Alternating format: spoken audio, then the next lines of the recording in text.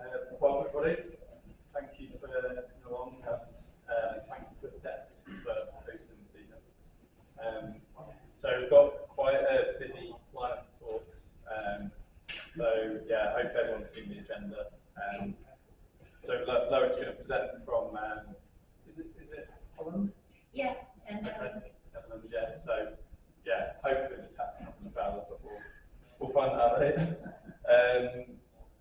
And yeah, just a couple of things. So Sitecore MVP application is now open. You don't need actually to be live this year. So you can just apply.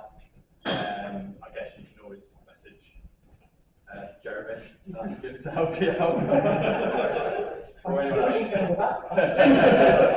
or anyone else that it's quite a few MVP actually. I won't name them all.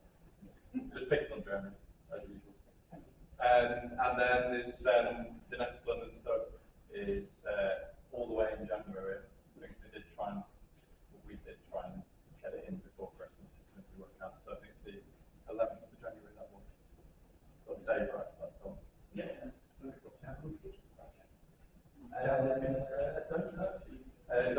Yeah, it's in Appenard, so it's Cannon Street, 13 Cannon Street. Okay. Is that what you said, location? Yeah, good, sorry. Just like saying random places. Yeah, exactly. That's good. Glad you know more than us. Yeah. Okay, cool. So yeah, first up, we've got Matt. He'll talk to you about some fancy stuff he's done in PowerShell and Cosmos, in Cosmos and Azure functions and all that. So, right. Cheers. Thanks very much. It's weird, I get my screens. This is one. you know. No, it's good, it's good, it's good. Okay, so basically this is very niche. It's very cool, it's very interesting, but it's very, very niche, so hopefully it will be a benefit to someone or interest to some people. So the background of why we did this work, a massive enterprise site, 80 plus thousands of pages, massive sub-business using that site, reporting requirements, updating some components en masse, requirements regularly coming in from the business. And we fall back, as we always do, to some PowerShell to sort of do these things. The sheer size of the content tree was just hammering us. So development support for any single report, we had to kind of sort of twist ourselves in knots to go, index, so content tree, linked database, to get something out in, less than several hours of some processing sort of time. Our index is generally reliable, not always. And linked database, we haven't been able to get that thing to rebuild with Sitecore's help for about 8 months. So basically, we've just massacred our setups with the scale of what we had. And we'd regularly get some questions in like this, multifaceted organizations, how many pages have each got? Because the central unit, it builds back. This stuff is important. Random, how many subcomponents have we got with this rendering parameter? Things like that. We want to update all components on also pages of this type under this part of the content tree, and we want to swap this CSS class for that CSS class. Stuff that in theory is very, very straightforward. It should be very, very straightforward, but it's not, because getting anything to run takes hours. It times out. We're not sure if it's completed. We're checking logs. You have, servers falling over in the period of time that it's running for. Not good. Not ideal. So one of these stuff comes in. There's basically 3 ways we all generally use. We mix and match as needed. So go through the tree. Sitecore query, which effectively does the same thing, but less syntax. Use indexes, use links of database. All work for different scenarios. So traversing the tree, yeah, great, wonderful. Do anything you want with it, but it's not a case of set it away, go get a cup of tea, you'd set it away, order a curry, eat your curry, come back, have a night's sleep, and the following day, if the process hasn't stopped, you might have the data that you want. Which is what indexes were built for. You don't always know in advance exactly what you might want to, because this is not a front-end requirement, this is a business requirement that has come in. So unless you index absolutely everything you could possibly think of, which obviously isn't recommended to do because that will massively your index quite quickly, you then have to fall back on that and then hybridize it, filtering after that somehow. And then obviously links, well, it works for some things. It's a blunt tool. All pages of a template type or items of a template type or whatever, great. Anything more than that, it becomes, not the best. So requirements we want an easy way to report a business request. Centralized, understandable, repeatable. We also want to be able to use that for filtering in PowerShell scripts. Quickly get the data where we want to perform updates of potentially several thousand pages or tens of thousands of pages in some cases. We want to get that data quickly so we can work upon that. And ideally, as a bonus, if we can push all the all the reporting back to the business and go, here's the data, you want to report on it, you do it, saving a ton of development time and so on and so forth. So, like lots of site points now, we're running in Azure Pave, so we've got all the stuff Azure Cloud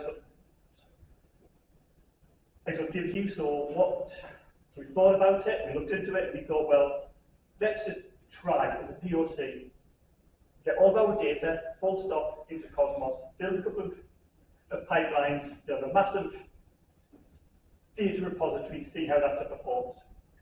So we hooked into the Sitecore Sage and data sub pipelines. We push onto a service bus, got a bunch of Azure functions that sit there, listen to that service bus, grab the data, dial back to Sitecore, we crypt it largely from the GSS services, but we modify it slightly so it gives us what we want, so it gives us a JSON document emboddying the item and everything associated with it. We go back to Sitecore for that, we pull it in, we push it into Cosmos. So, and when I say into Cosmos, everything goes into Cosmos.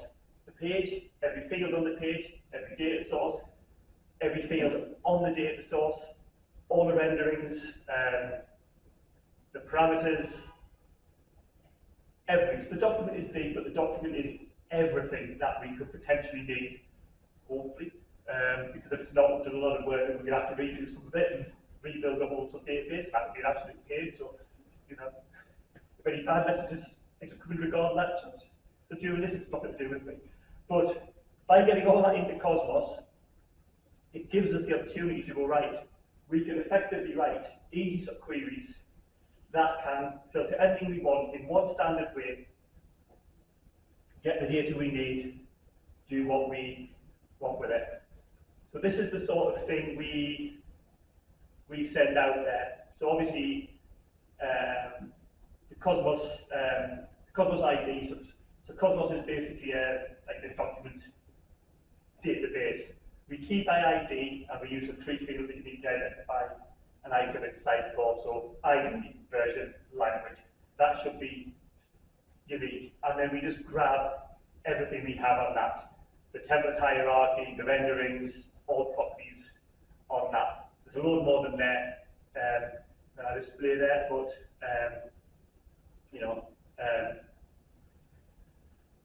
I don't really want to sit and describe a big JSON document in great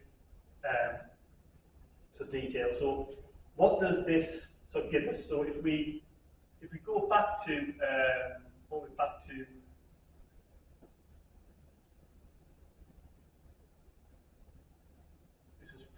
this was further than I thought, and quick when I was doing it with my mouse last night.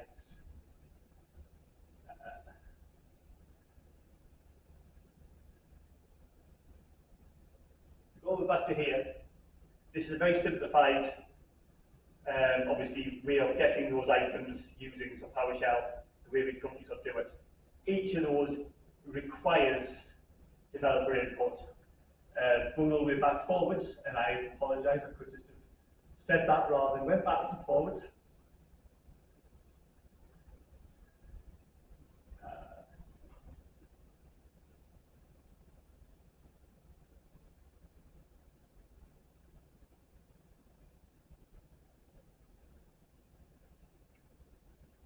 Okay, that last 40 seconds just didn't happen. Okay, so so this allows us to have a very almost SQL-like. So this is the Cosmos. They call it SQL. It's not quite. It's but if you understand SQL, and lots do, not only devs, lots of business people know SQL to some extent. You can sort of put together a query like that, pass it up into the Cosmos, get your results back. And one thing we found out about Cosmos is for things like this, it is frighteningly fast. So this query would pull back somewhere in the region of 5,000–6,000 pages. It's filtering by a property of the rendering and the template and the area of the site.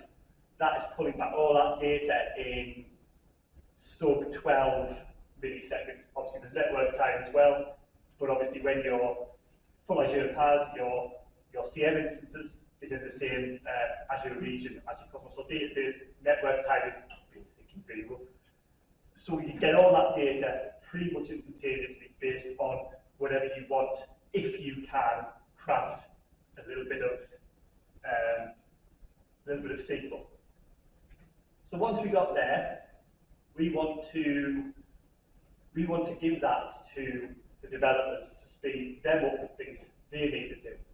So we added in a nice lightweight Cosmos client, allows that to be instantiated and called from sort of PowerShell. So a query like that, which is the same query as before, previously would take 20–30 minutes just to get the data. So get the data from the index, grabbing the items, inspecting the items, what rendering is on it, then passing it prior to sort of doing the work. The query from Cosmos back to Sitecore and then sort of passing it in takes about 3 seconds round trip in. And then once you have that data, effectively, you've saved all that time straight away. You're passing it in, you're doing the work, and also looking at that. Any developer who can look at that SQL and see exactly what that is doing. There's nothing so complicated there. It's kind of, it's apparent. Whereas lots of querying from the indexes, so doing unions with text or page searches, that sort of thing is, so coding-wise, it's more so complicated, so potentially more prone to error. This is easy to understand, repeatable, reliable, and fast.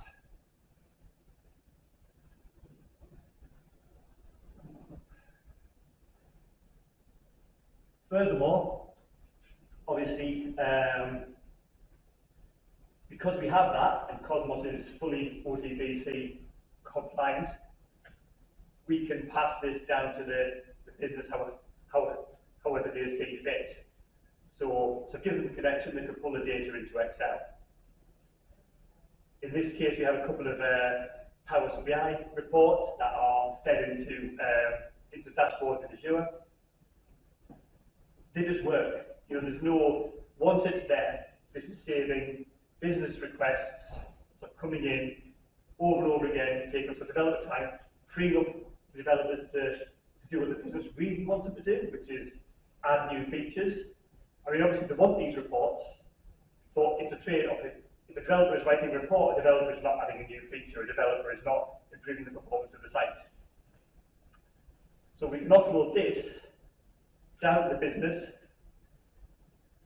and the business will write their own stuff, do their own stuff, is pulling stuff back. And the proof of the pudding of this is we started off, if anyone has ever ran a Cosmos instance, it's calculated on resource units per second, which is like a measure of the consumption that you buy from Microsoft. And so we started off with like 2,000 RU per second.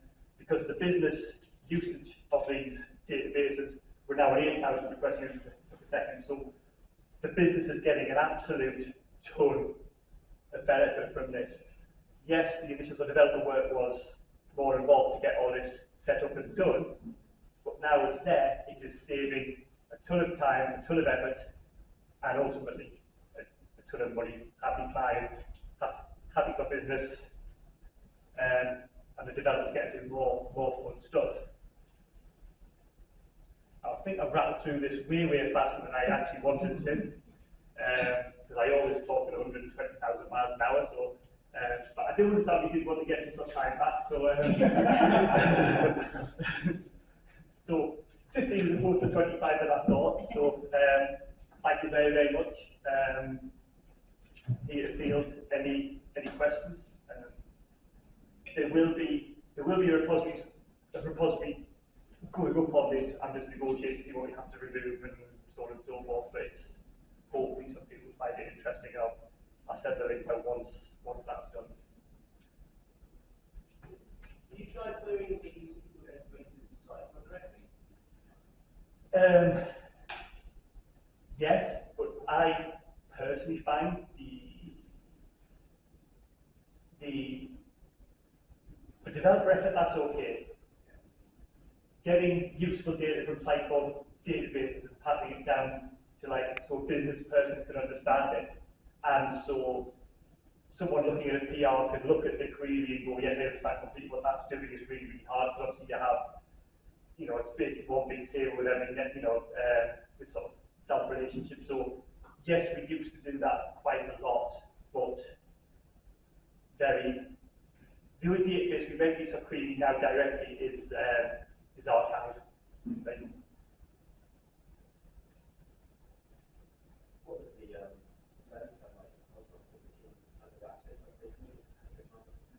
well, what we did, what I basically was put a client in between the two.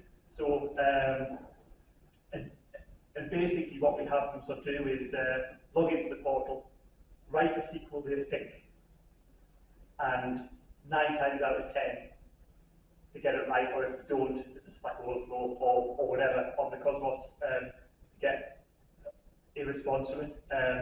Next up on my pipeline to dream to this is to put a link layer in between, but because it's so free flow, the document style is so free flow, that requires more thought than just doing it for you. So doing it so simply. Was it a lot of effort spent? It started off as me doing a POC last Christmas because I had 2 weeks off and I didn't buy myself, I was bored, basically. And then I showed it to someone senior up in the business to sign off as a proper bit of work. And I basically, this is how much time it could potentially save us all to do more interesting stuff, and then he was just straight in. So a fortnight of my time as a play, and then probably another 3 weeks with some other resource to put it in properly.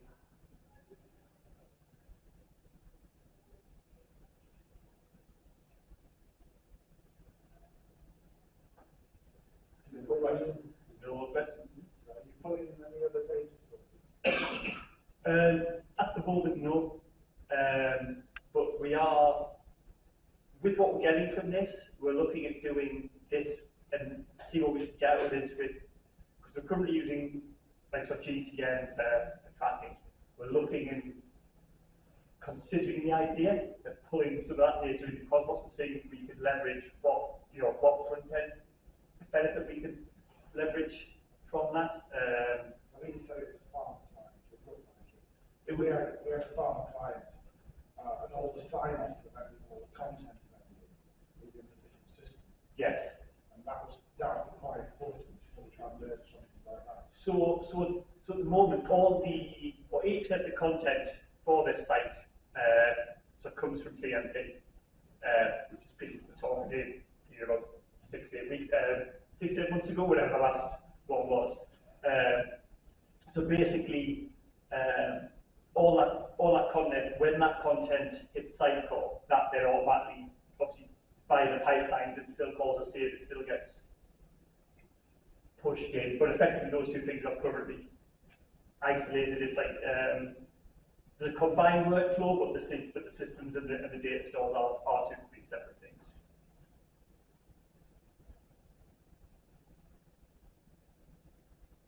Any questions? No more questions?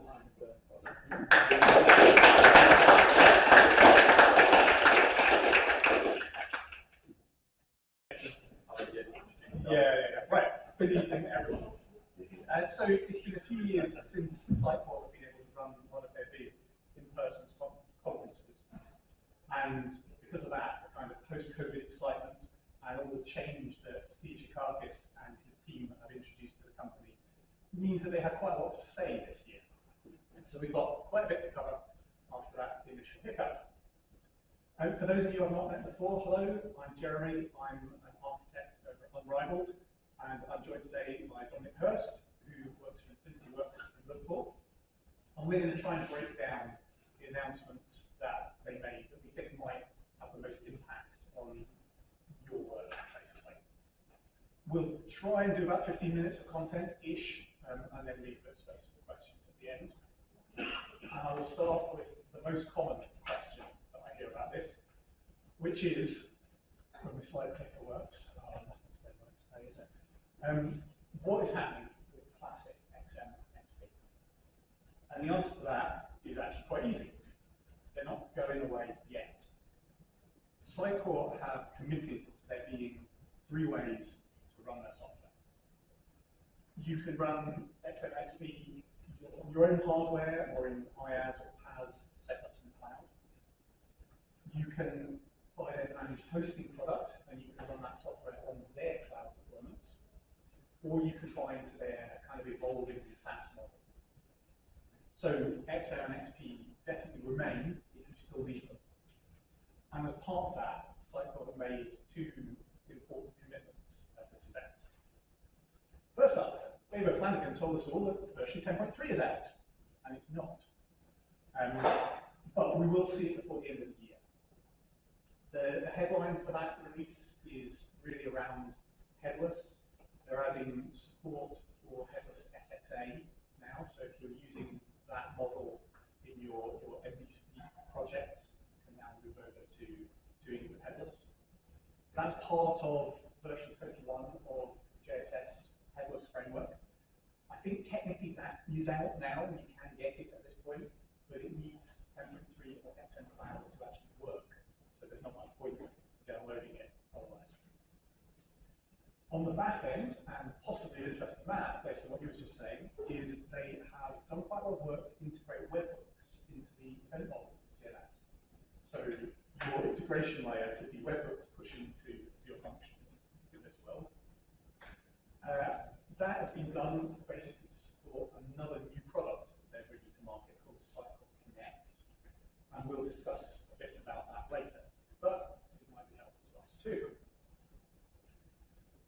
All of this will now run on Windows Server 2022 and Solar 8.11 if you're looking at updating your infrastructure. And there are somewhere in the region of 200 bug fixes and small changes and little tweaks to features across the whole XM and XP product. We don't have the details of what they've done there. That will turn up when they publish the release notes for the release when it appears. And kind of in parallel with this, they have updated the managed cloud premium service to what they're calling version 2. So there's some new options in there for custom installation topologies and Sitecore applying patches and hotfixes for you in that model, and generally some better design towards making sure you have high availability. And then the second thing they committed to was around future support. There will be a 10.4 release, and in theory, it will turn up about this time next year. So if you're focused on keeping running with projects that are on traditional XM or XP, there will be a fully supported version until at least 2026, and an extended support process until at least 2029, which might give some clients a bit of kind of hope for the future, as it were. But having talked about the kind of on-prem stuff, most of their announcements were around the SaaS product space. And yeah, this isn't really that surprising, I think, because this is the future. They've changed a bit about how they're talking about their composable toolset. I think they're kind of stealing stuff from Gartner here, but they've started talking about the grouping of their products as clouds in this kind of hexagon diagram. Commerce Cloud is the kind of light blue, sort of teal colored bit, and that is the software that allows you to manage your products and sell things, display commerce catalogs. Experience Cloud is the red bit that's interacting with your audience, personalizing content, and integrating with other systems.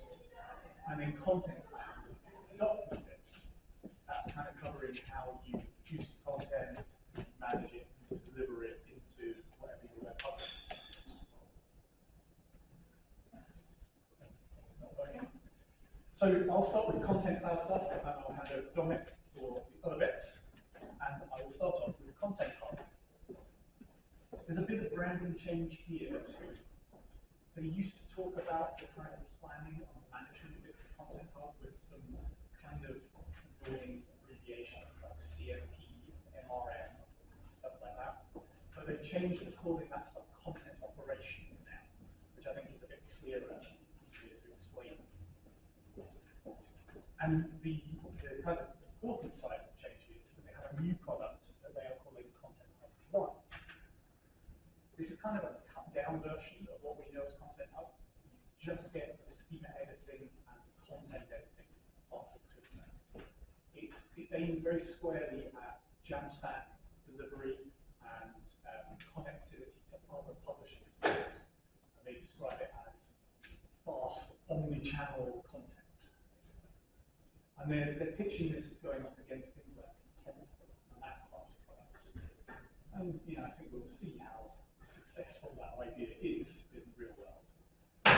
But they're also talking about how if people buy into Content Hub 1, the upgrade path to full Content Hub is fairly easy because it's all basically the same technology. It should just be click a button and get access to the extra features that takes some money. And in theory, this is available now. The next big announcement they had was about what happens to your search process when you move towards XM Cloud. Because there's no traditional CD servers in the XM Cloud model. So there's nowhere to run the sort of content search code we would have written in the past. So you need something different. And until recently, that was probably Search Stack Studio or Caveo or Algolia or something like that. But they have now launched their own product in this space called Sitecore Search. It's built on top of the technology they acquired when they bought Reflection about a year ago. And it's kind of taking the Google model. It's indexing your content over HTTP from the outside, and it gives you REST and JavaScript APIs to run queries and get results back. So technically this is usable on any website, not just on published by Sitecore. It has a lot of the usual tech, like facets and stemming, hit highlighting and all that kind of stuff. But they are saying quite specifically that this isn't enterprise search at this point. It can't do secured pages, and at this point it doesn't index Office documents. But it will personalize results. There's APIs for sending user data to it so that it can adjust result sets based on behavior. And they're talking about it having some machine learning stuff built in so it can detect kind of direct questions in a query and do that thing where Google puts a box at the top of the results that will just give you an answer rather than just a list. A few of the features are on Sitecore.com now, if you want to have a play with it. But I don't think they've turned on all of it at this point, but it shows it does work in reality. But that brings us on to Cloud itself. And this basically, there's a lot of publicity, but really it's soft launched a while ago. They were only letting a small percentage of people want to use it, but they have been ramping up users over time. And they're now saying that it is generally available. If you stump up the cache, you can actually just have a copy now.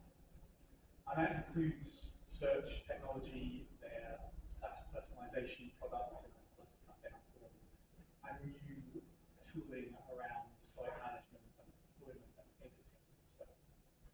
Adam, I think, is going to cover most of this stuff in his talk later, so I'm going to skip over the details of that bit and hand you over to Dominic to talk about Engagement Cloud.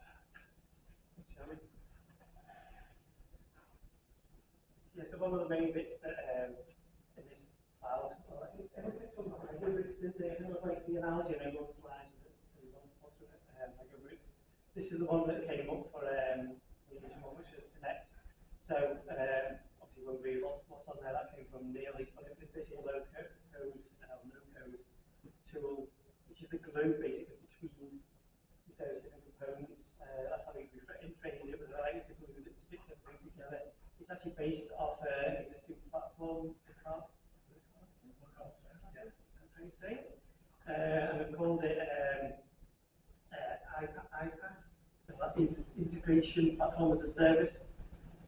Is what it's been named by Sitecore. You can see there that it has this screen graph. It's a way of connecting the Sitecore to non-Sitecore products quite easily. And a drag and drop environment, which on the demonstration pretty fast and very, very well. So in practices and different things. It's now available in the cloud.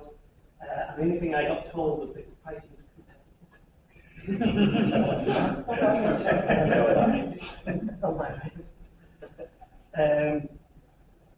obviously, all the other bit aspects of that side of the cloud and the CDP and personalized, I was told that very much like no one stuff I was there and did the talk on that, but there wasn't any big news about those ones because it was Commerce Cloud, I think it's fair to say that was the least mentioned of the three clouds, and I think that's because there was no new products within that little area. So it was mentioned. For context, that's what the two that are there. And again, you put them together, have them separately. You always talk about it being separate for flexibility. You can put other things in with them. However, quite a lot of the conversations were it's best if they're together or that we can leverage them together, which then sort of naturally went on to the next topic, which is Project Affinity, which was mentioned. So this was a data planning in place of like last, after we did all this talk, this was like the last element to it. It's really sort of like a mic drop moment where you put this on everyone. My understanding, and I realize I'm not a developer, I'm a strategist, my understanding is we want to get the sort of good aspects of Discover into all the cloud. That in itself sort of goes against what we were talking about before, which is this flexibility over features. Whereas this is sort of hinting towards us put a bit more features in it on this side. So the visual shows it's obviously trying to get things like taps and payments in there. But the gist of what Dave was saying was still don't want to compromise that premise that it is the flexibility first. We wanted to put in things that are the most obvious ones in there. So it's certainly like tax things were like everyone's going to tax, tax on products and it in the first place. Obviously, as the visual says, top of tailing it is a better sort of storefront builder part, and then there's also a back end bit for people to be able to manage it. The logic of that is it gives us as client, as agency staff or partners, something better to leverage to be able to sell it as a tool by itself. It's quite hard to sell, so we believe that putting these sort of top of tailing it actually gives it a bit more aspect to be able to sell it. And like I said, we want to move away from making sure it's not just an API, it is got customer functionality within it too. So what else? There's a few other things I mentioned. We've talked about it a few times about this cloud portal. several products are in there already, so Connect's already in there. Personalised CDP are the next ones that jump into there. But the portal itself, as it says there, is it's a single interface. You can just plug into, everything's in there, including things that aren't Sitecore things. So the visuals we got shown cards, the teams in there, Salesforce, markets are in there. It's a one place where you can log in, everything's there, you can sort of like start building everything together and launching from that window. It also has things like access to development portal and documentation in there too. So this is like retreating into everything SaaS related. There's also mention of Sitecore 360. So this was their support offering. So that's Lee Miles who came on stage. And certainly from his talk, you got this massive impact that they were up in their game with their support, and not just basic support like I've got a problem support, but the wider offering to what's on there. As the last visual we talked about, like this is 5-star plus, what they're actually going to add to the service. That's what's on their website now, so you can go and have a look at it, but it's telling you the difference between the normal version and what this extra version is, what's on offer, and quite a lot of it is around sort of like the wider aspects of like training and certification and getting coaching, a whole range of products and services they can offer, obviously at a cost too. My takeaway from this, and I think quite a lot of people in the room were saying exactly the same thing, can't control their agencies.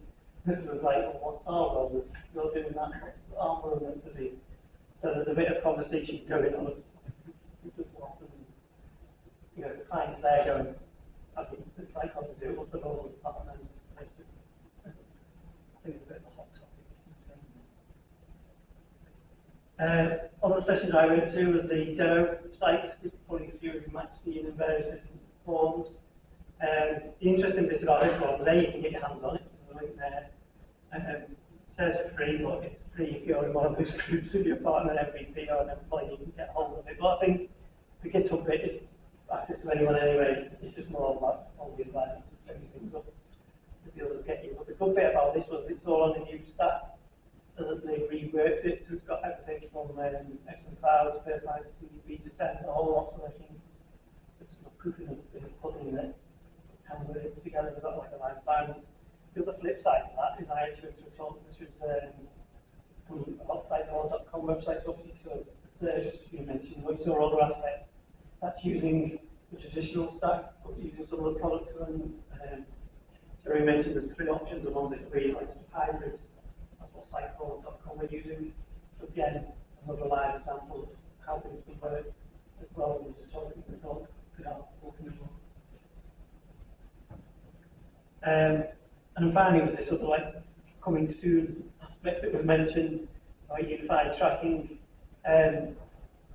My takeaway was basically there's got loads of products there, all sort of repeating themselves, be that tracking events, data, collecting data.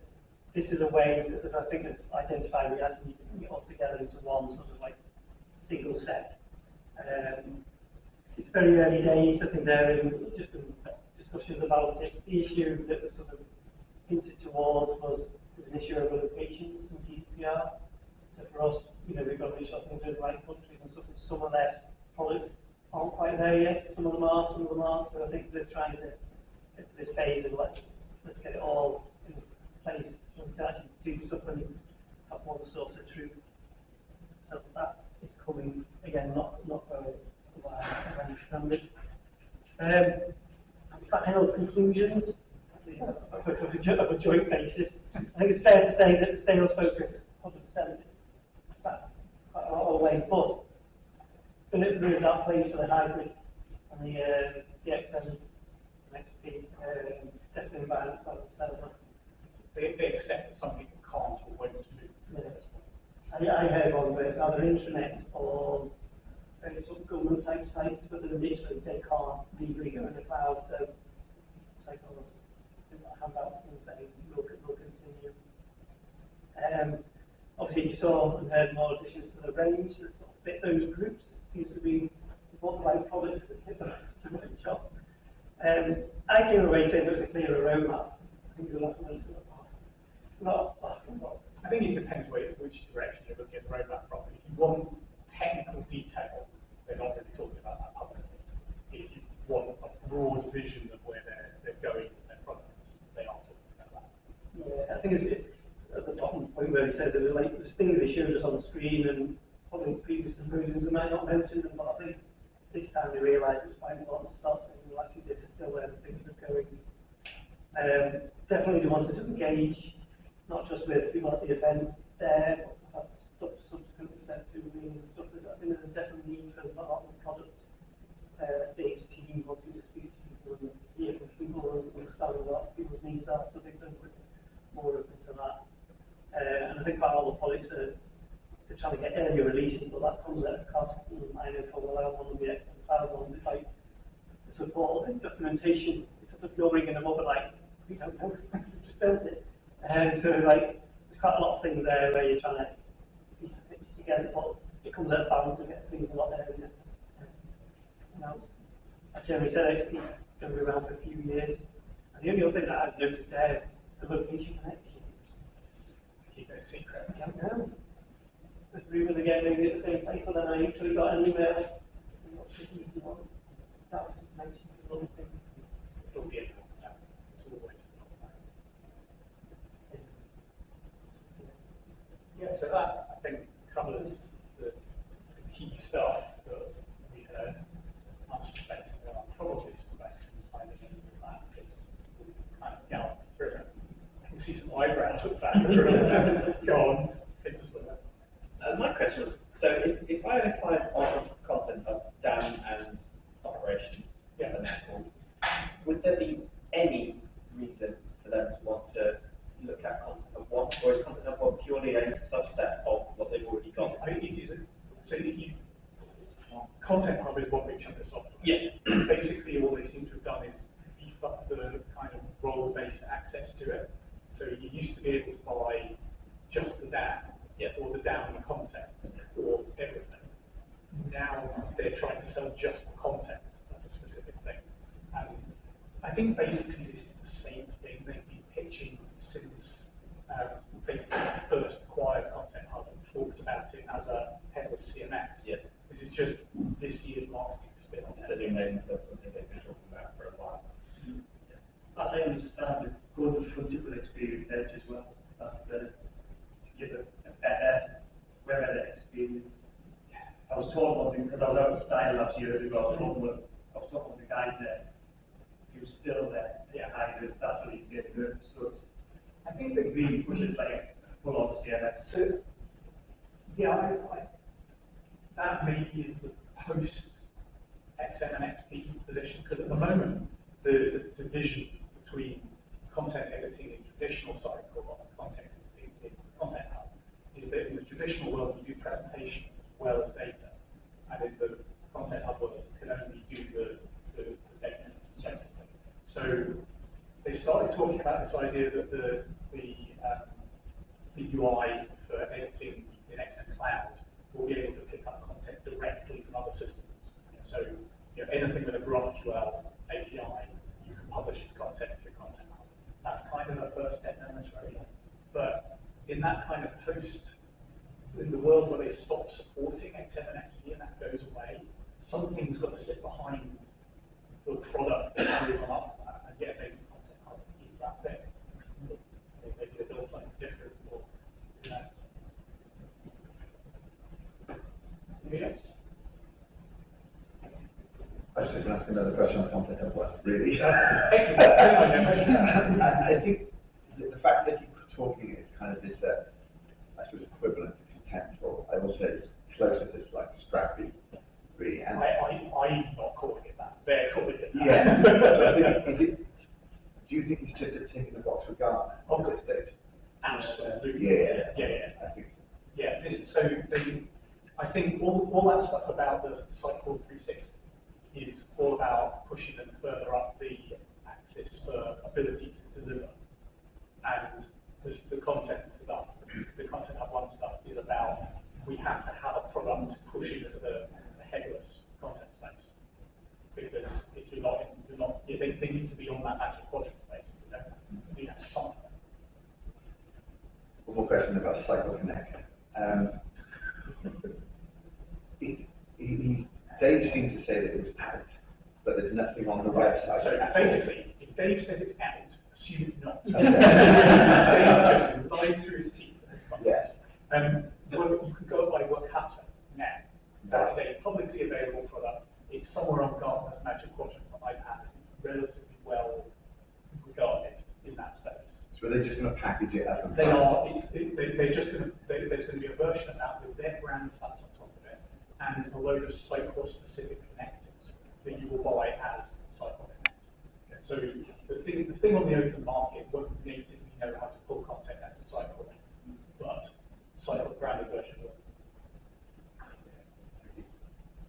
Did I hear right that it might have used Sitecore Connect to maybe content into cloud? Yeah, so there was a slightly muddy set of messages around what you could actually do with it, but this thing about exposing all the endpoints for webhooks things means that you then push content out of XMXP to other systems through Workato. I'm sure you would be able to do it the other way as well.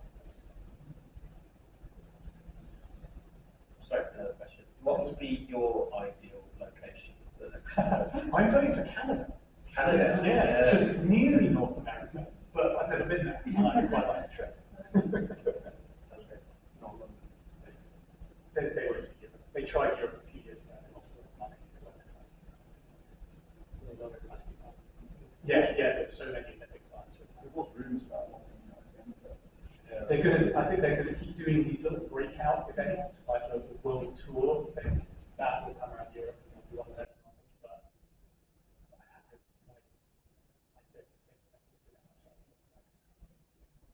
But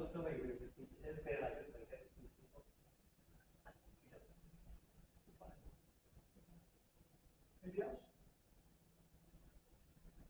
No? Okay, well, thank you very much. Okay, cool. All right. Awesome. So, yeah, say hello.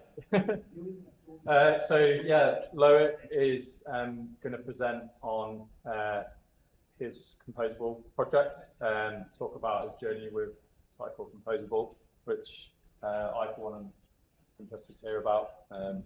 Been hearing a lot of talk about it. I've never actually seen anyone kind of implement anything. So, yeah, so take it away, Loic.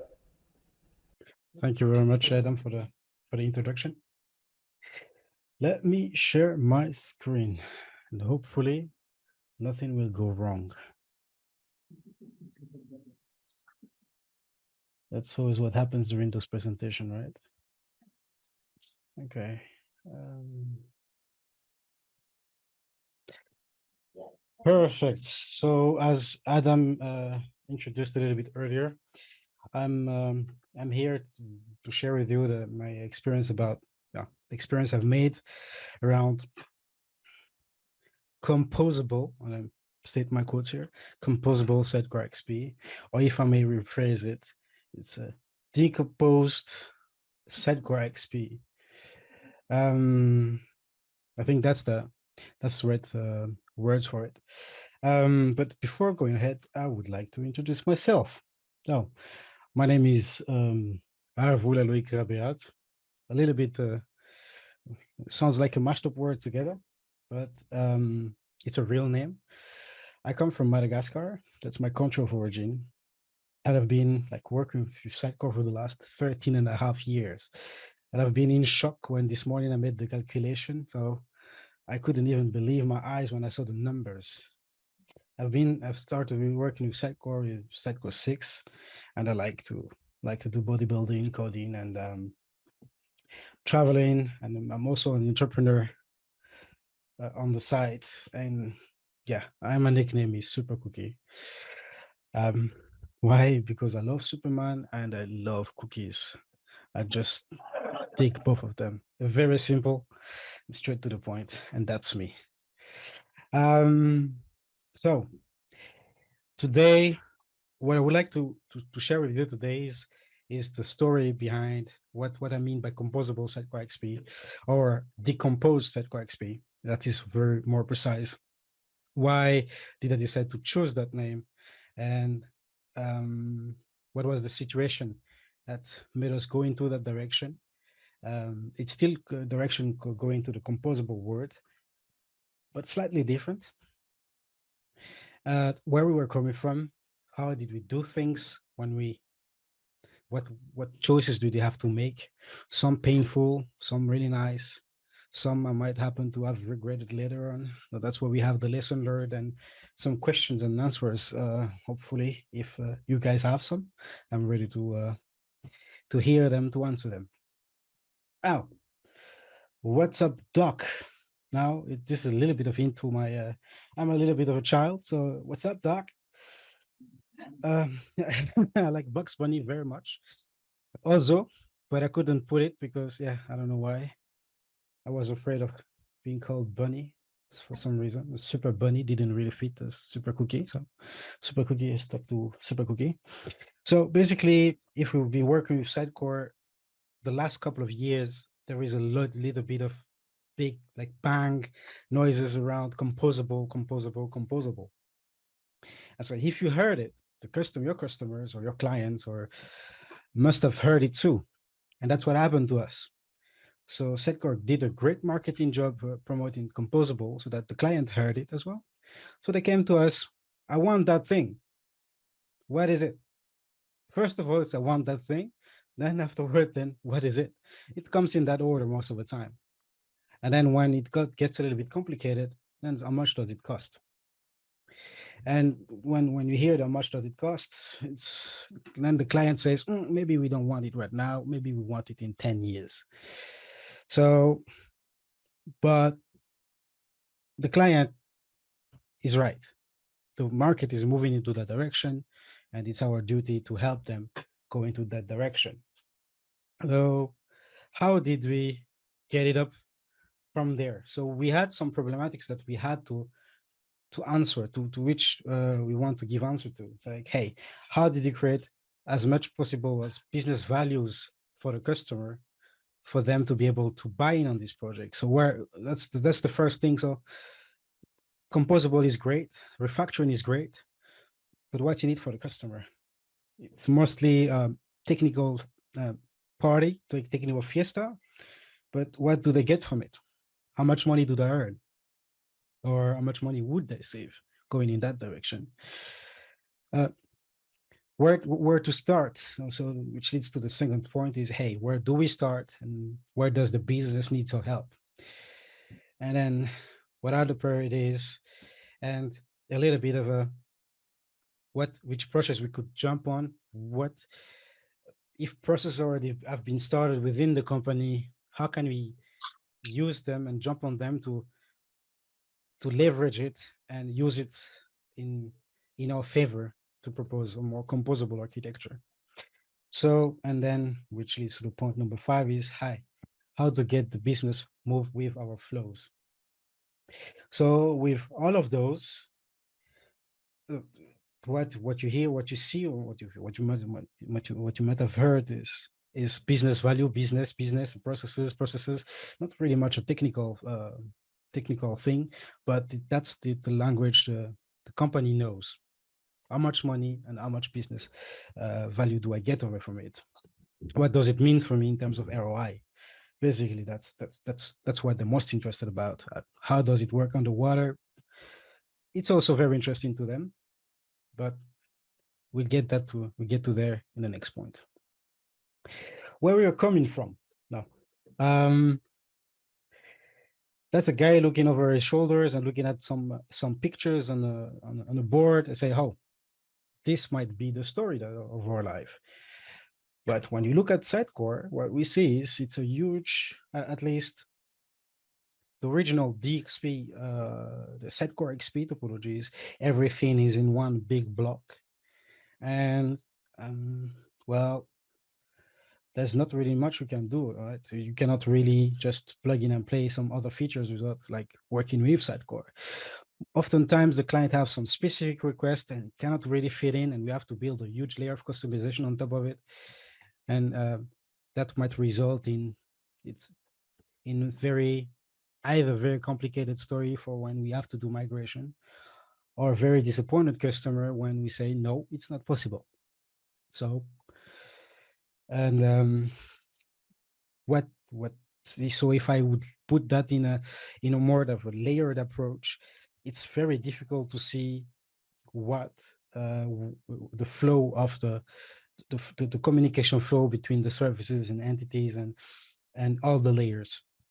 So the Sitecore somewhere in its code talks to the business system, either for integration or for connectors, and that's what we had with the customer. So we had custom connectors, we had also connectors that would connect to the CRM system, also connectors that connect with the Salesforce system as well, and custom integration for integrating the OHI, which is the Oracle back office for health insurance, back into the system. So then Sitecore will be the center of the data.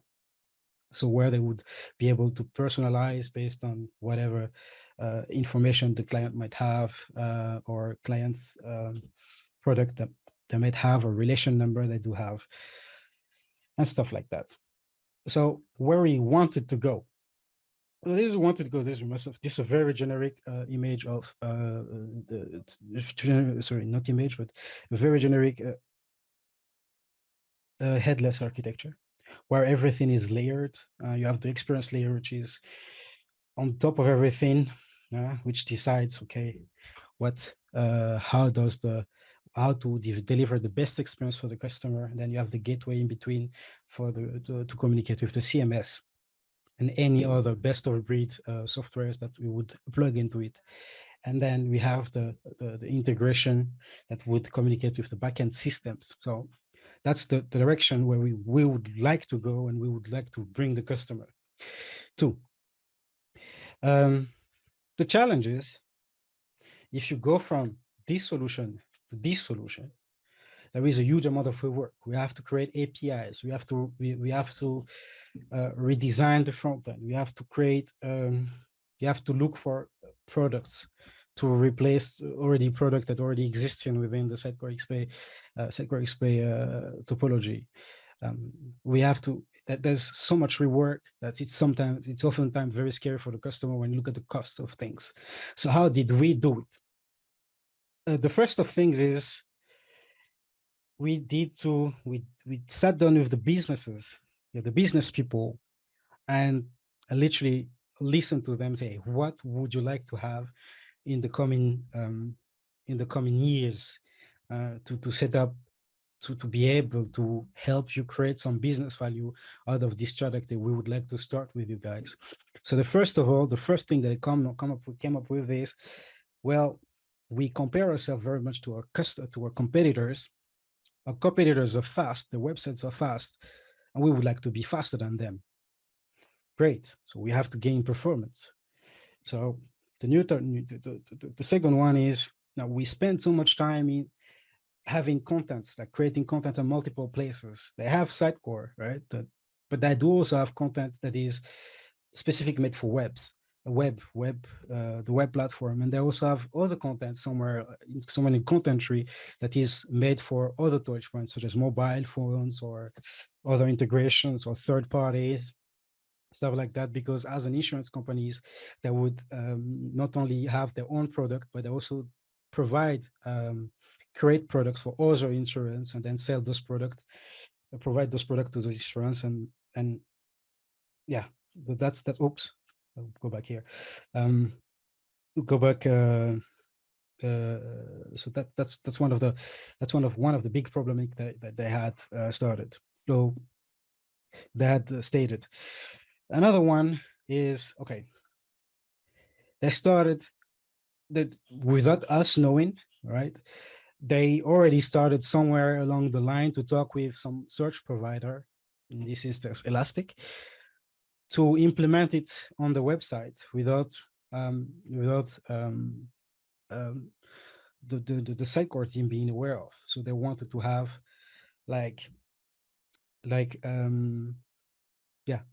they wanted to have an on-site shirt that is separated, that they would be able to manage and customize and scale up and scale down depending on the needs they would want to use on the enterprise-wide perspective. So there's already that already started, and I don't know how is the case, or what's the case in the UK, but in the Netherlands, at the end of the year, for every health insurance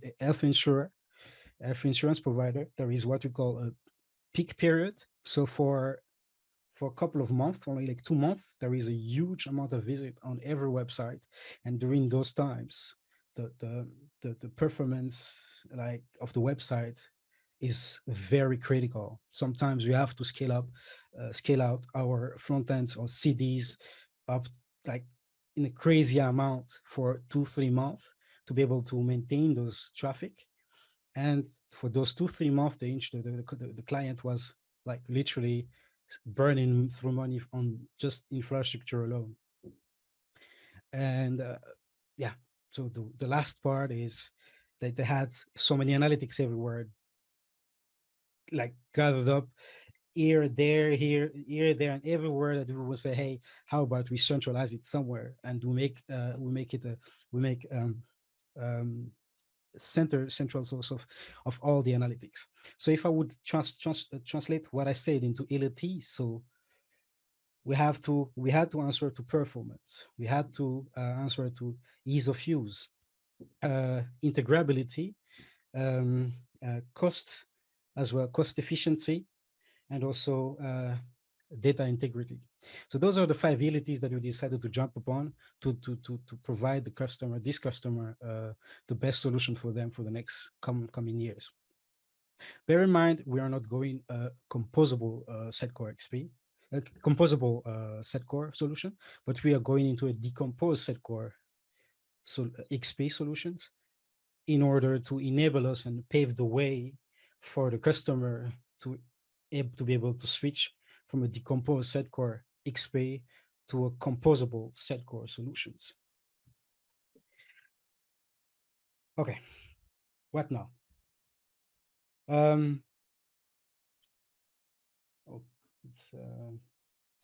So the first of things that we had to do was an état des lieux. So what is an état des lieux? Oh, sorry, I spoke French really quick there. What is an état des lieux? It's we had sit down with everybody on the business side and IT side to say, hey, what do we have? Because those are what we would like to answer. Integrability, data integrity, at least analytics integrity, performance, and integrability, and all the things I've mentioned above earlier. So we looked at the processes and the infrastructure, and we've seen that you might be familiar with this schematic, but this is a schematic of the typical Sitecore topology. But as you might notice, there are some key components missing here. So we miss, for example, we have the XConnect, right? We have the CMCDs and everything. So everybody might be familiar with it or not.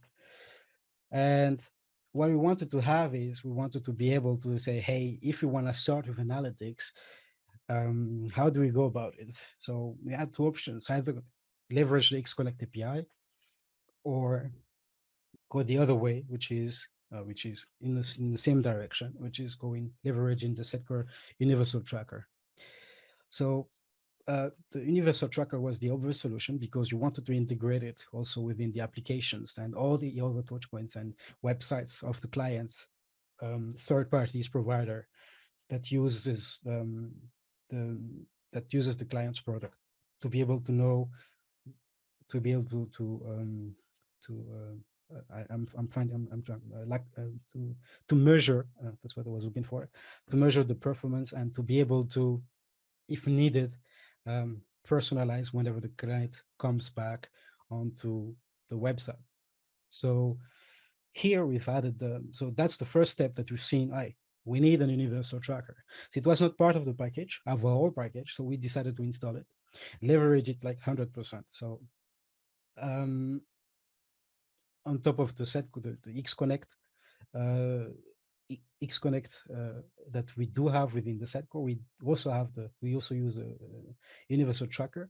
We phased out the XConnect API from external use, and we just literally chose this one, which was easier to integrate and is for tracking purposes. So this is, bear in mind, it's only for tracking purposes. We just want to track, and then when they come onto the website, we can enable the personalization when needed, or marketing automation when needed. But that's it. So so this is what we did then. So we have the Sitecore, we have the tracking on the left side, what's provided by Sitecore, and on the right side, you have what we did, which is leveraging the universal tracker. Pretty standard, yes, but we didn't stop there. So to be able to make it very, very reusable, we decided to create an anti-corruption layer in between the touch points and the universal tracker. So that would allow us to change this solution in the future without impacting any of the front end, any of the consuming endpoints in the future. So that was the first step that we did. The easiest one, the one from which we can gain the most interesting business value for the customer, because the customer value data. The customers really lives to get data, and uses the data to promote health products, health insurance, health products, or webinars, or products that help its customer, and it delivers personalized product based on what type of job you have, or what type of stress level you might have, and what age you have, and in what type of lifestyle you might be right now. So that's what they wanted to be more like the proactive health insurer.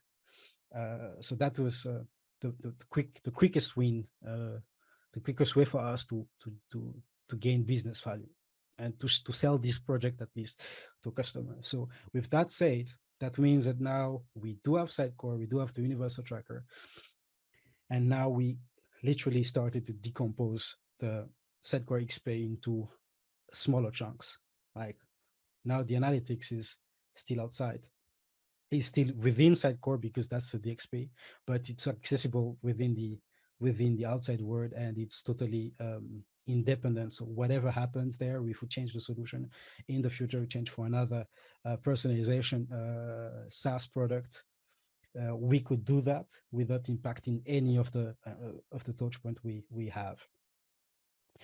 The second of all, we heard mentioned short a little bit earlier. So the client already was being unaware of Composable. They were already talking to different providers, and one of them is Elastic, to be able to use their search on multiple platforms, not only on their website, but also on other application. Whatever they need to be is up to the business to decide. But the business already made some discussion to the Elastic, and they said, yeah, okay, we're gonna have Elastic. We want to have Elastic, but we didn't think about Sitecore at all. But we have now to find a way to integrate it within Sitecore. Now, from them say we want to have Elastic and them having Elastic, approximately there was 1.5 years of running time in between. So what we did then, knowing that Elastic would come, I mean, we leveraged the running processes to our advantage to just create another opportunity for us by having the search index, so which is on the left side, the search is within Sitecore itself. So we had the content search, I mean, we just query directly into Sitecore from the web page, from the MVC application, and we would output that it's done on the back-end side, and on the front-end side you get the search result and whatnot. So it was very tightly coupled with Sitecore and the backend solution. So what we decided to do was to remove it away, like create an abstraction layer on top of it. So say, hey, let's put Solar, but still using the Sitecore content search capabilities, but use it as an API instead of using it as integrating it in the backend. So the same principle as the one we've seen before in the slides earlier, we separated them. We have Solar as search provider on the side. We abstract it so it can be reused outside the Sitecore context as well. For a transition for a set period of times, and at least until Elastic comes around, or at least until we find a solution how to integrate Elastic within the Sitecore solution. Or we have the headless implemented. That was the goal at the time. So let's jump into that boat and see how far we can go. So we decided to go in that direction, abstract the standard search, and have an anti-corruption layer as well on top of it. So whatever we will do, whatever search engine, search provider we will choose in the future, as long as we the front end keeps on consuming the same model, keeps on consuming the same API, we are good to go. So that was the second step. So now we have two sides of Sitecore that is decomposed. So we have the analytics that is moved away from Sitecore, and I mean moved away between quotes because it's still within Sitecore, but there is we just put it aside. The implementation is aside, so it's easier for us to just plug in and play any other best of breed solutions that we might find in the future. Well, I mean, we already know which one would come here, Elastic, so would be easier for us to just do that. So then we create the Angular application, the React application, create the autocomplete box, autocomplete feature, the search suggestions and everything. We had to build it from scratch again and put it there live, so then it could be used by the customer as well. So the advantage we had on this one is this process was a little bit cut off for us. They already started it without knowing that it would help us. Well, we just jumped onto that boat, and even though if the process has been already started, it was a very long process to go from getting the right account, getting the contract signed, getting licenses, getting the people on board, finding the right people, and getting started, put it in the board, and it's quite a very lengthy process. So we were very lucky to get that one, to be able to put that one already behind our back, even during our Sitecore XP topology. So the last part, and which is one of the biggest challenges that we did have, was the content. So the content structure was our biggest challenge, and that's where the customer always came to us. Hey, each time during insurance peak season, we have a struggle because we have so many content to modify. We didn't know. Sometimes you forget to modify it in a specific node and a specific application. So how about, please help us? We don't know what to do anymore. So then they came to us. So there was in between all of this, we had a discussion with Sitecore. So Sitecore would help us in this process by talking with the customer to show the product of Sitecore that I do have. So that is in part of our work in the background. So we do the work in the background, and on the foreground, we speak with Sitecore and help get aligned with Sitecore to set up some workshops with the client, and to be able to. I think I'm hearing some messages from on Slack, but I don't see them. Sorry. I think I might run in a little bit out of time here. So I got. So I will try to go as fast as I can. So yeah. So we had this was the biggest challenge of the customer. So we had to help them here. So they came to us. Sitecore came to them. Hey, we have Content Hub. Then all of a sudden, Content Hub became their truth. And we say, if you want to go Content Hub right now, it's a little bit complicated, but we can join a little bit in the middle. So they used SXA, and for the websites they use SXA. For the mobile application they use SXA with a JSON rendering. So instead of using that, we decided to go to merge both, to redesign the content structure, to merge both of them, to have only one content delivered as JSON, and use leverage Sitecore GSS for that.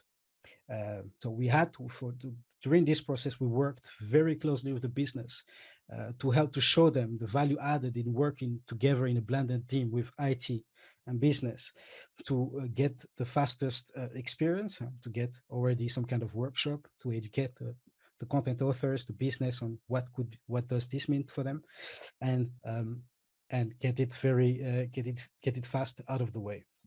I'm going very fast also because time is running.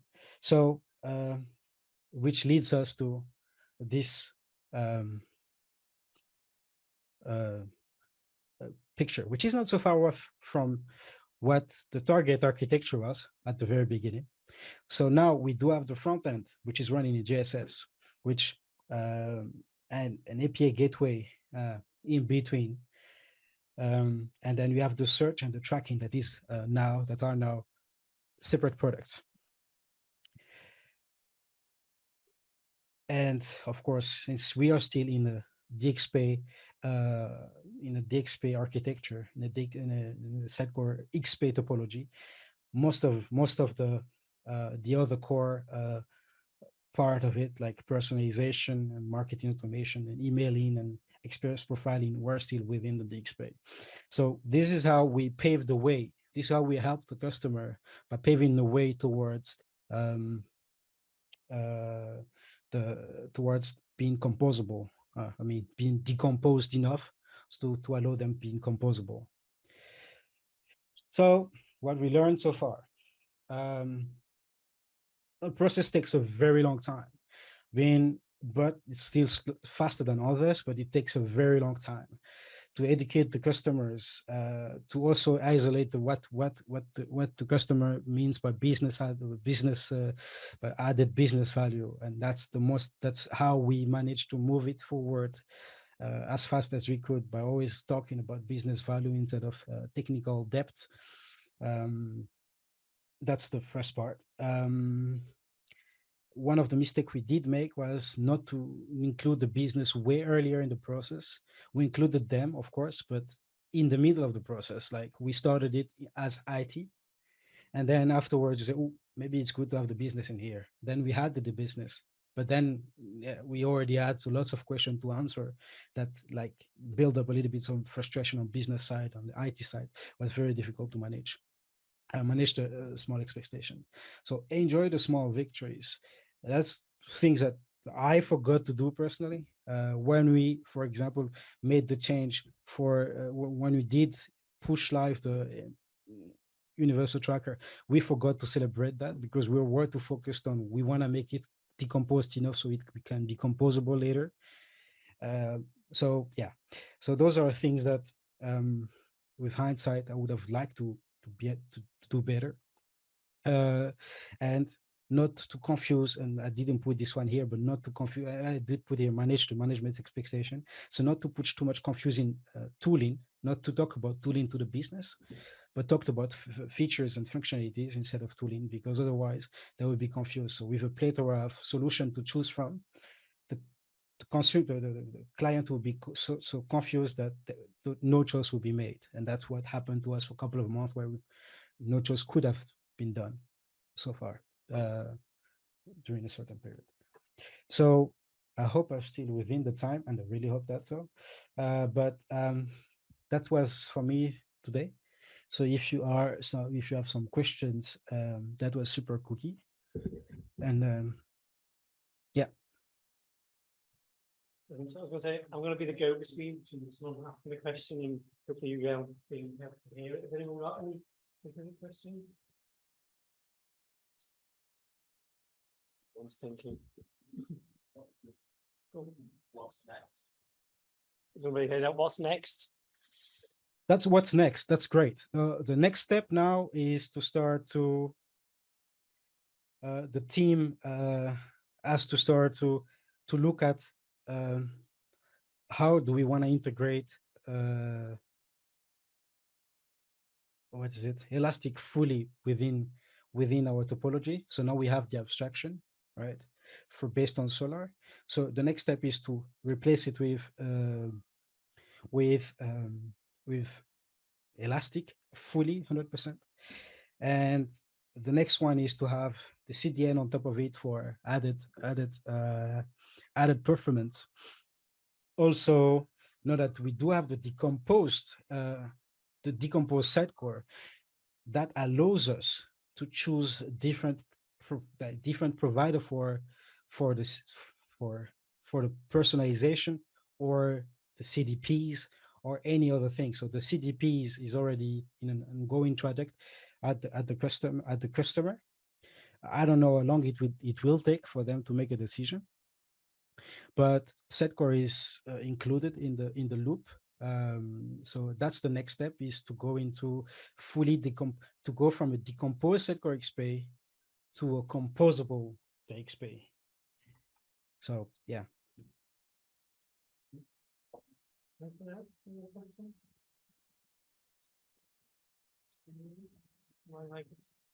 Well, thank you very much for your time. I'll get everyone to give you a round of applause anyway. But thank you for joining us. Thanks very much. Take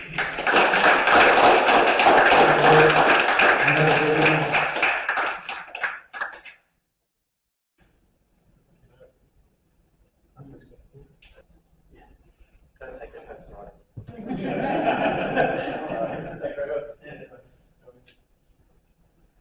All right, cool. Right, so this is the last talk of the evening. This is my talk on Cloud. So I guess this ties in quite nicely with what Dom and Jeremy were talking about, and a little bit of what Lo was talking about with Composable. And there was, a lot on this at Symposium. I didn't go myself, but there was a lot to talk about, and Cloud was actually released technically in July, but I think it was just to certain partners and customers. Officially, it's now actually generally available. So technically, you can speak to your Sitecore salesperson, and maybe you can be able to access Cloud. But I believe some money's going to have to exchange hands. So I haven't actually got access to Cloud, but you can run a version of Cloud locally without full access. So that's kind of at the end of this. I'll hopefully be able to do a quick demo of how that works. So yeah, I basically heard about this probably over a year ago, and I found it quite interesting, but there's been kind of a lot of information, a bit of confusing messaging. So that's the aim of this talk, really, trying to clear that up and try and actually understand what is Cloud, what do you get, how does it work, how does it compare to XP, and all those kind of things. So I'll skip over this. If you know me, if you don't, I'm a Sitecore developer based in the UK, and I've been organising the SUG Group with Dom and Jeremy for the last few years. So why Cloud? First of all, so all of us know that Sitecore is a monolithic application. There are some pros to it. You do get a lot of functionality in each of that box. It's all like integrated. It's one interface. But then actually, I'll put asterisk on the functionality, because actually that's a bit of a con as well. We all know there's a lot of features that clients never use, especially if we've got XP.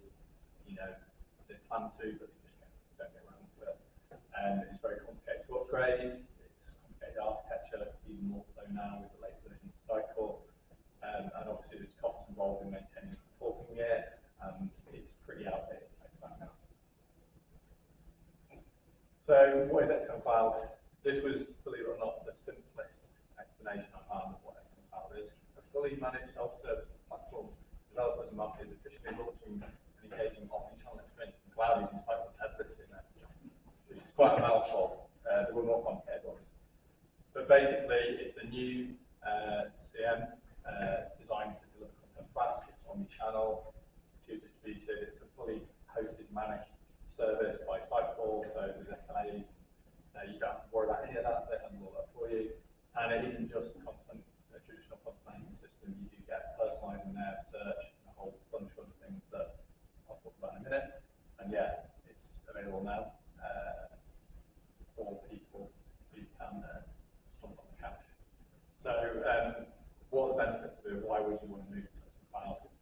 So there's quite a few of them. Obviously, kind of pages is, which we'll talk about a little later, replaces the experience editor, although technically experience editor is still there, so it's content editor.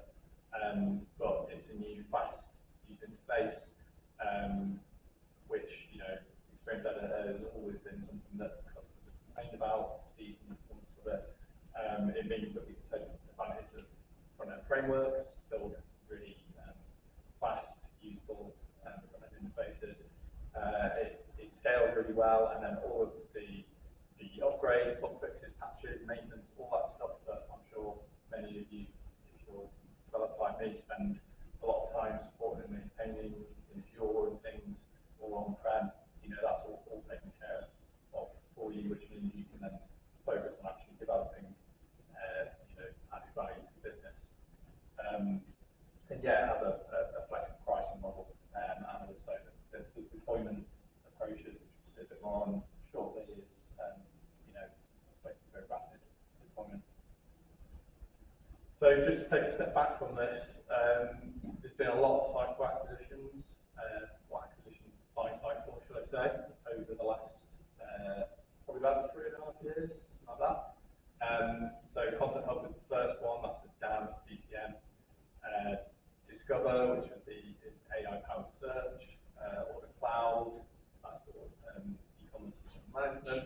Then you've got Sitecore Personalising CDP, Sitecore Send, which handles email marketing, and then XM Cloud and how that kind of fits in with all of these. So if you bear this in mind, you'll kind of see where a lot of those products are ticking boxes for XM Cloud on the next few slides. So what do you get? You get quite a lot actually, and this is one of the things that I found the hardest to actually figure out. There's a lot of documentation out there. I couldn't find anything that told me there's another before we take that up. But I couldn't find anything that told me what actually is included in one sort of list. So this is what I put together. Some of this actually came out of Symposium, some late editions. So there's a single portal, which I'll hopefully show you at the end of this, where it connects all of your different SaaS services together. I think it's called the Sitecore Cloud Portal, I believe is branded for that. Then you've got Pages, which used to be originally they had a product called Symphony, and now I believe it's been replaced by what was Horizon. So Horizon is now rebranded Pages, and I think, if I'm right, it's been All the way around. All the way around? Horizon. So Symphony to Pages. Okay. It's now Pages, and I believe Horizon's now been basically it's not going to be supported in XP world anymore. So hopefully not too many people have gone and implemented that.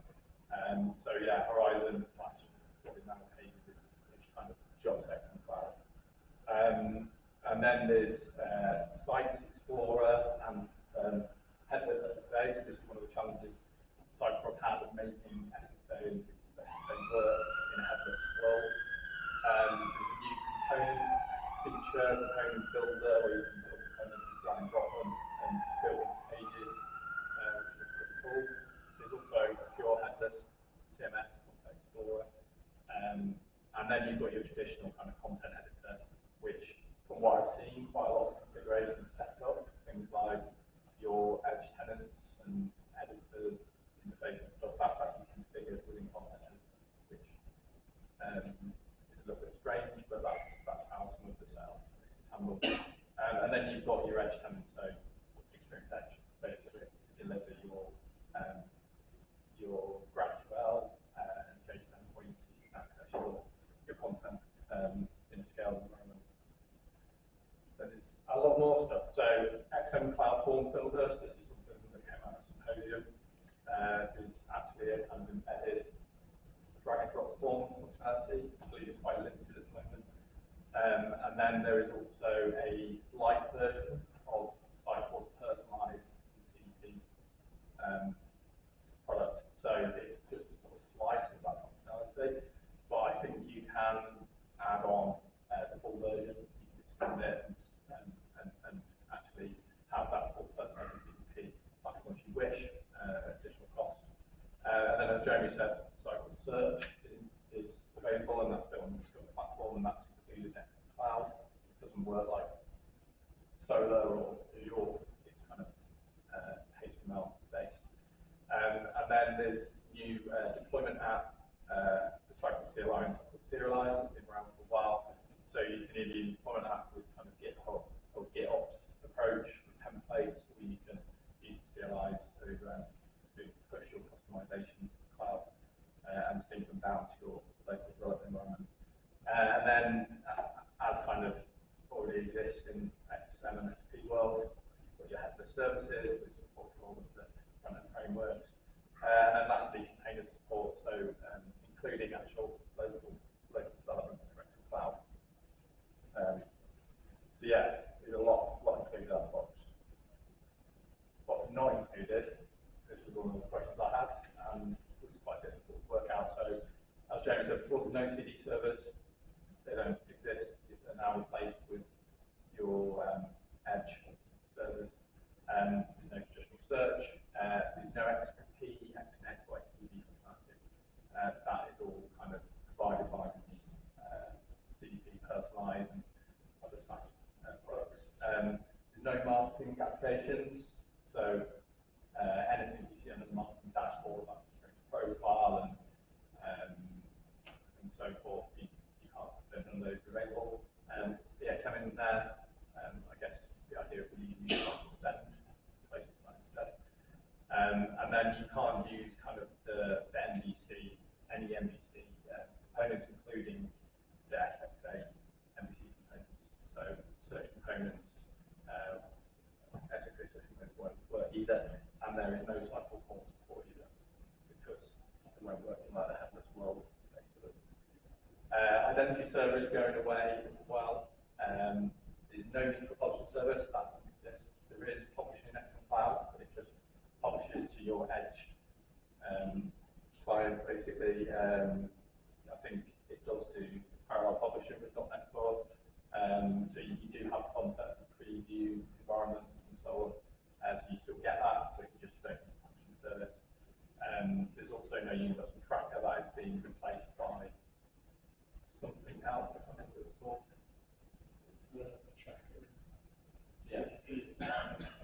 Yeah. And then, yeah, all the customizations work differently. So you can forget about things like pipelines, custom DLLs, that kind of thing. Talk about that in a minute, a bit more. And then, yeah, you don't have any MVC or device detection, IP or update center. So, yeah, those things are not there. And you can kind of see where a lot of the kind of SaaS functionality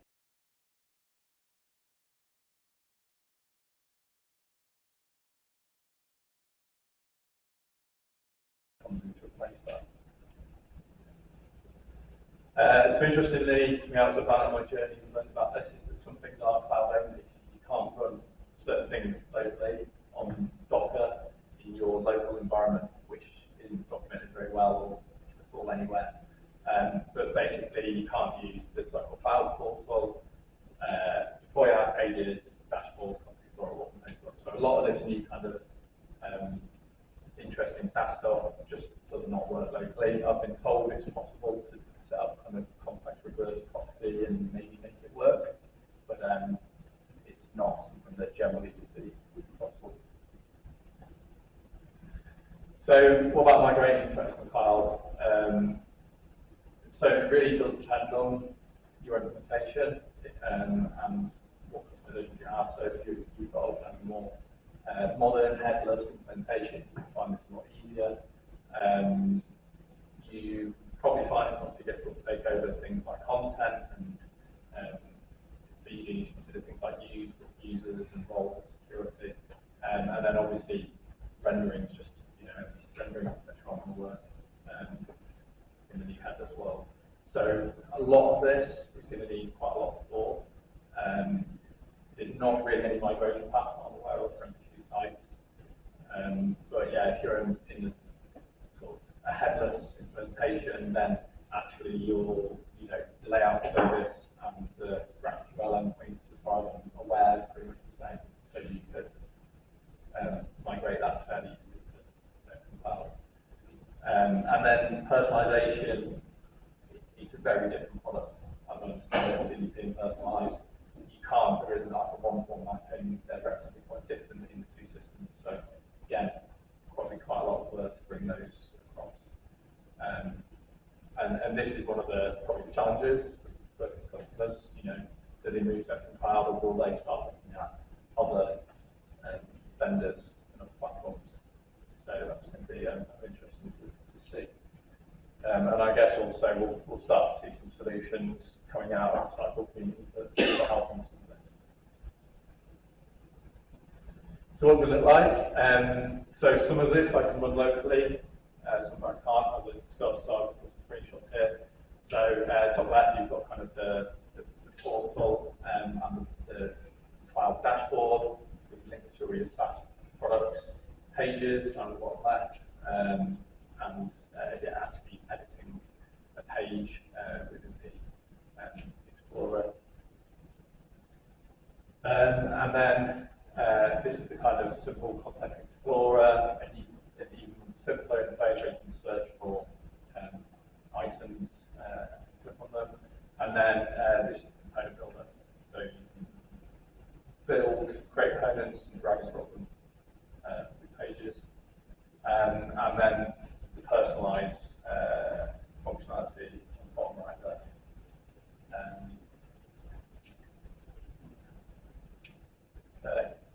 So a couple of quick slides on architecture. So you've got your XM Cloud instance and your deployment services that push and pull content. You've only got your editing hosts.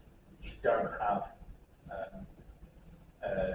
any kind of delivery services as such. You just got your edge services hosting your content.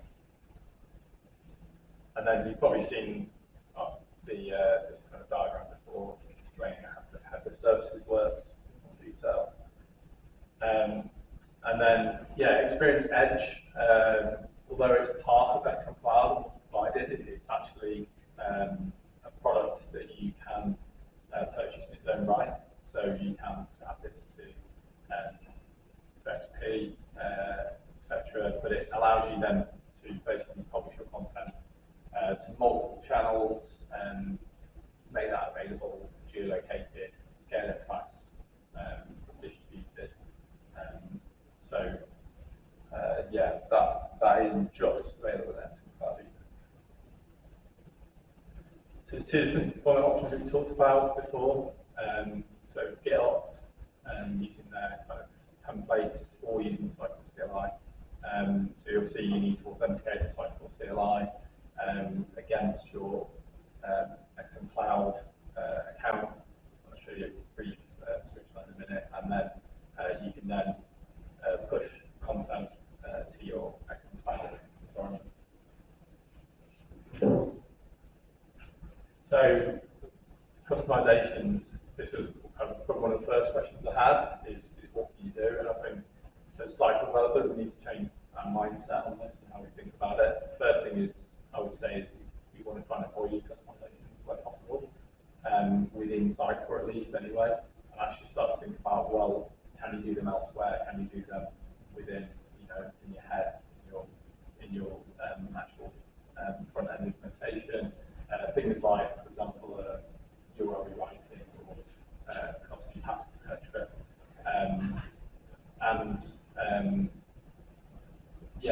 We do need to try and think about it differently. So so you can't do things like pipeline customization, etc.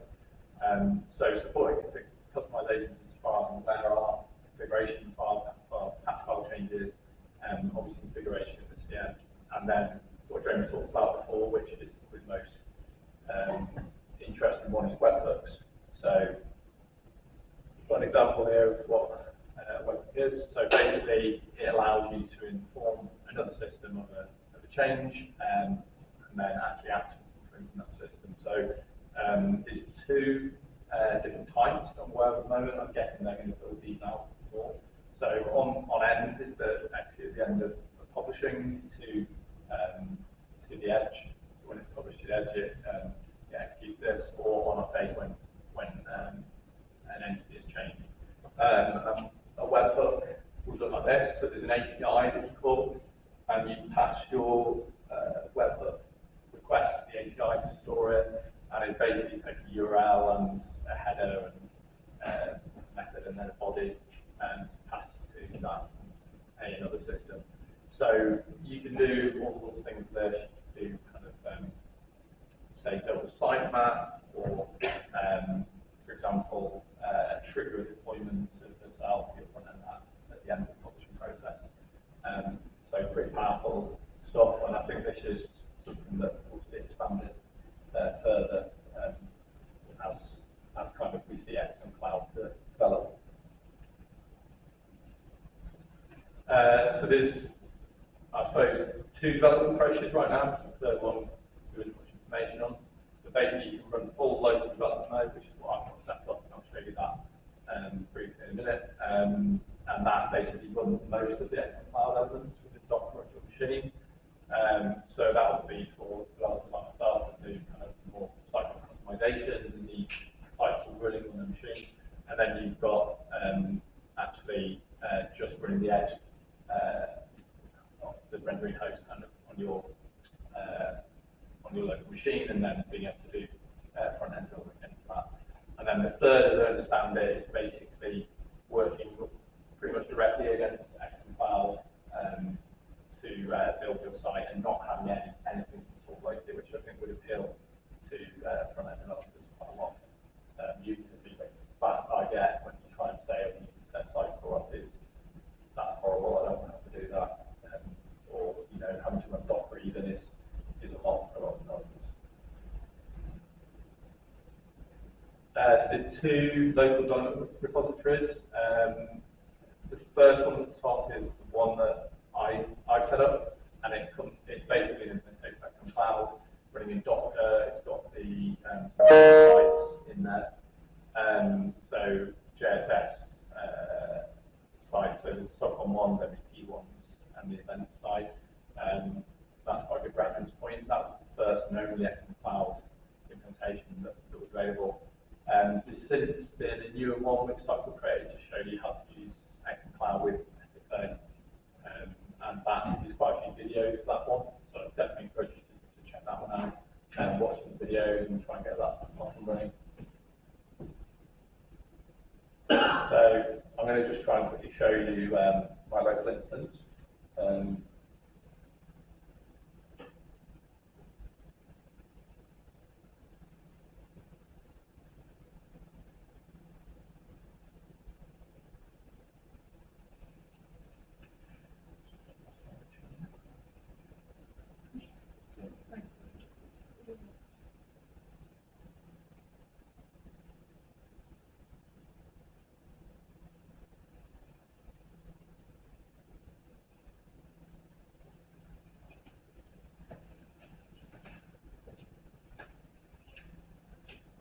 I believe.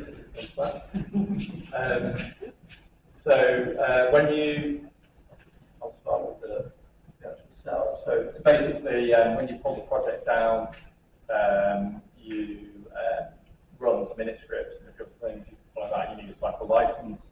You run the up script, and you'll wait a while, first time while it does everything, and it basically will spin up a load of images. So if you look in Docker desktop, you can see we've got all our different images. We've got some rendering hosts for our sites, SQL, Solar, etc., etc. And then it'll pop up and ask you to authenticate, and this will pop up, which I've done. And this is basically your authentication that you can then use with the Sitecore CLI. So you need to do that. And then you will get this. This is the dashboard. This is the XM dashboard. As I say, if I click on pages, that isn't going to work. Experience editor, our CM like we're used to seeing, but it's a bit different. You'll see all kind of configuration for the editor, editing hosts, etc. And then we've got our example sites, which all have solutions attached to them, so you can look at how they're built and learn a bit from those. And yeah, this is the solution that I set up for Cloud introduction. So it's quite good actually. It takes you through all the stuff. So yeah, feel free to have a look at that one or the other one that I talked about for the XSA setup.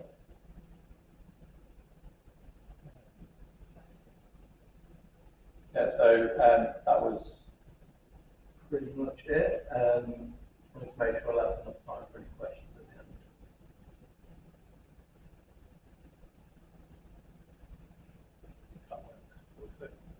Yeah, so hopefully that made sense.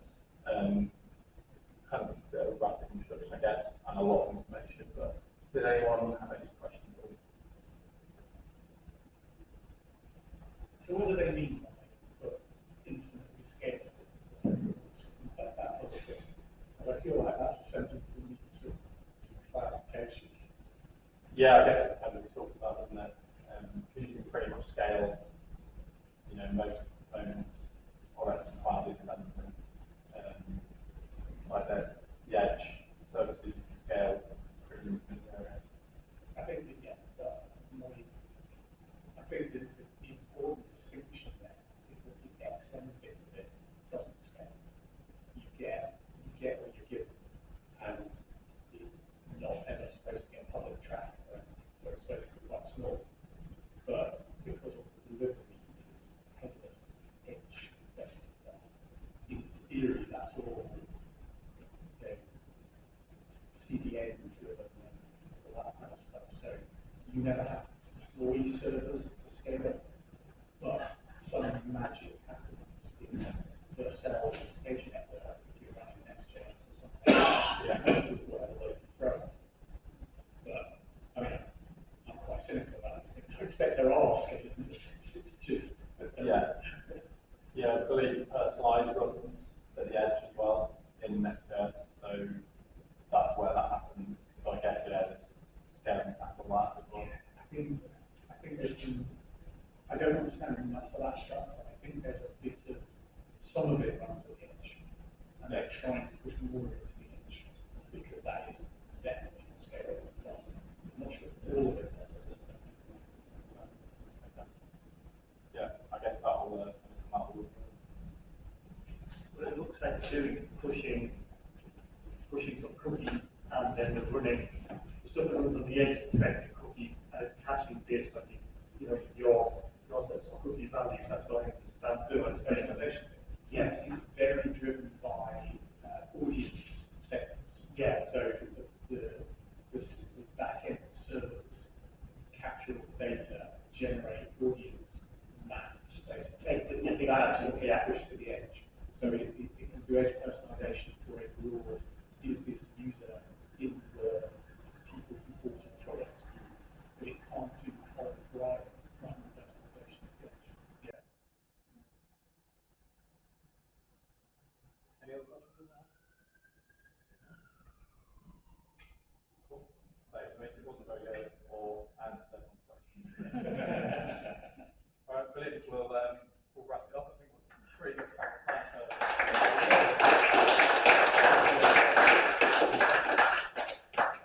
Thank you to DEPT and all the speakers again, and for staying behind and fixing the TV for us.